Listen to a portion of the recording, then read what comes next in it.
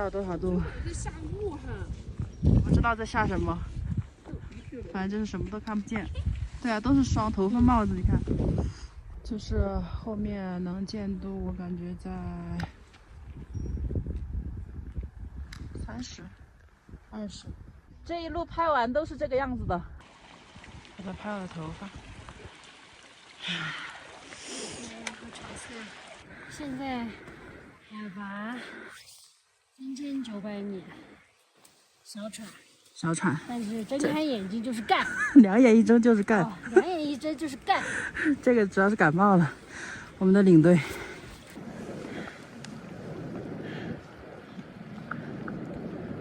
我是还瞅不出来，别伤了，不是豆芽，伤的要死的。This is the 34th hiking I had in the last 3 years. I joined the Trek on January the 1st, 2022. It was right after the COVID where I needed a break desperately. Before I knew it, a whole year was gone. In 2023, I met a bunch of interesting souls. Somehow, the people I met on different trips ended up in one journey together. And obviously, they became a major reason why I keep hiking. But at one point, I realized I wouldn't need or handle, to be specific, more friends.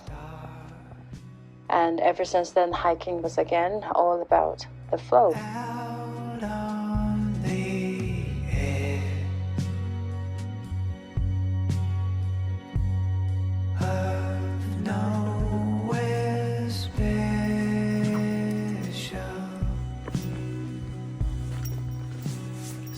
It became part of my lifestyle, and it was not simply a tool anymore, with which I can get out of the water and breathe, or I can create memories with my people, or I can see myself in nature. Hiking is losing its purposes.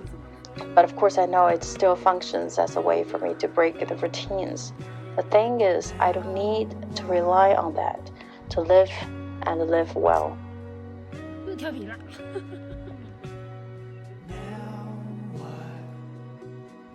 Not long after adulthood, the perception of time changed drastically. I was losing it all, being pushed forward by the repetition at work and the busy life schedules. Is it a simple accumulation of time or a sort of intentional creation? I didn't know. There were even times I didn't know where to go, like a ship without anchor. There's no way back. There's no place to land. 别在这山顶上站了，等会被雷劈了。可以不要折返吗？不是还有10多分钟就到了吗？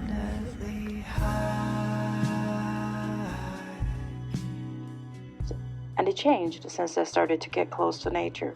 It's hard for me to tell you what a mountain shrouded in mist does for my brain and spirituality, and how the sense of time is altered and tremendously slowed in nature.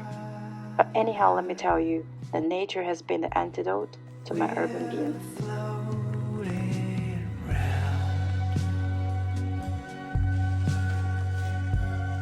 你这个不会是一次性的雨衣吧？你咋没有买？不是一次性的。 Nature offers a pause to observe myself and my surroundings.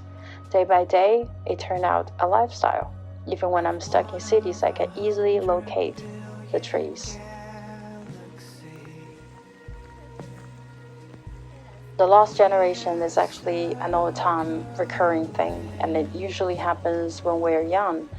But people constantly get lost even after 30 or 40 or 50. Somehow we just stop talking about it. Is it becoming insignificant when we seem to have more important things to care about? But isn't it true that we need to care about ourselves first?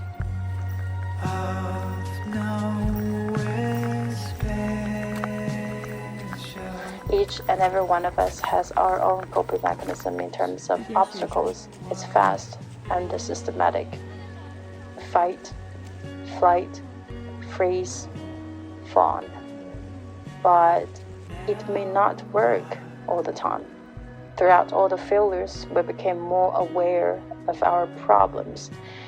and it pains us. Weirdly enough, I was once obsessed with pains. I thought transformation of any kind comes out of pain. If you're just running around in your own element, it's actually not getting you anywhere, and happiness was the same. Until one day I realized that there are things, bigger things, that I can't change as an individual. I quit, and happiness becomes a priority. There's no answer, I guess, is the answer.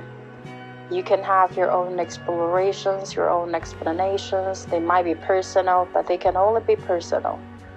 One after another, conversations with your inner self won't make yourself greater, won't make others nicer. But at the end of the day, it's your own inner voice that can speak to you and stand by you. Here or there, the voice may be gone, but if you keep listening, it will come back.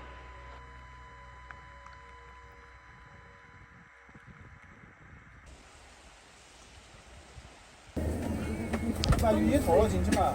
哦，好好好。全湿了，家人，它是礁石。